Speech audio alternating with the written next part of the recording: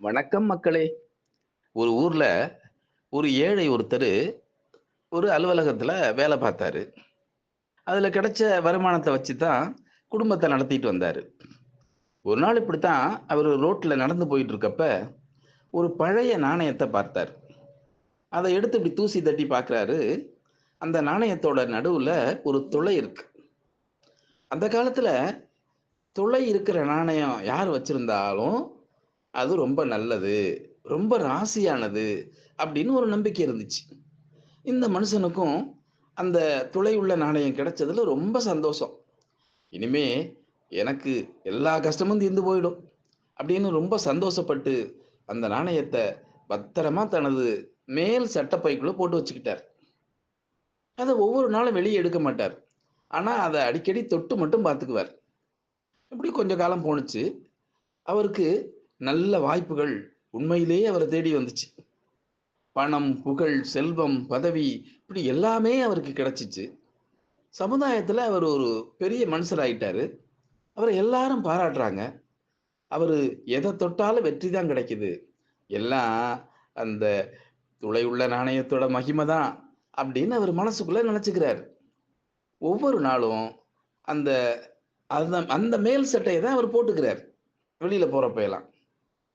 வெளிய புறப்படுறதுக்கு முன்னாடி சட்டப்பையில அந்த நாணயம் இருக்கான்னு மட்டும் தொட்டு பார்த்து செக் பண்ணிக்குவார். இப்படியே பல வருஷங்கள் போயிருச்சு. ஒரு நாளு அந்த துளை உள்ள நாணயத்த கண்ணால பார்க்கணும் அப்படின்னு இவருக்கு ஆசை வந்துருச்சு. அன்னைக்கு காலையில சாப்பிட்டுக்கிட்டு இருக்கப்ப தன்னோட மனைவிட்ட சொல்றாரு. தன்னோட ஆசைய சொல்றாரு. ஆனா மனைவி என்ன சொல்றாங்க தெரியுமா? "இப்ப என்ன அதுக்கு அவசரம்? இப்ப எதுக்கு பார்க்கணும்? வேண்டாமே அப்புறம் பார்த்துக்கலாம்." அப்படின்னு ஒரு மாரி சமாளிச்சு பேசுறாங்க. இல்லப்பா, இப்பவே நான் பார்த்து தீருவேன்."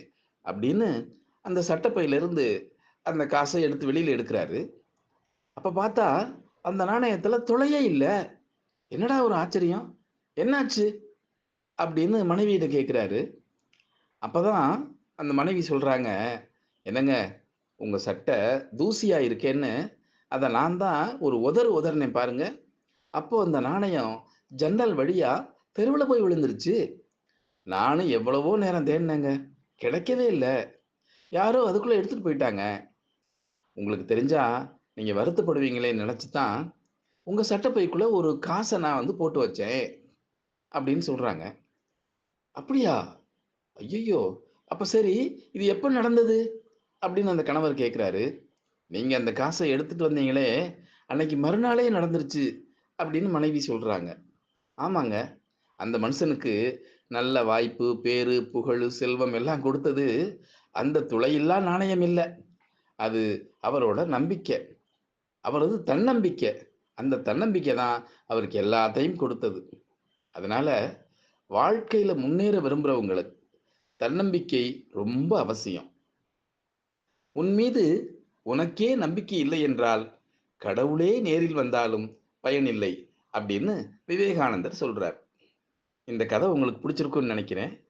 இன்னொரு நாள் இன்னொரு கதையோட சந்திப்போமா? அதுவரைக்கும் அன்புடன் உங்கள் காசாவயல் கண்ணன்.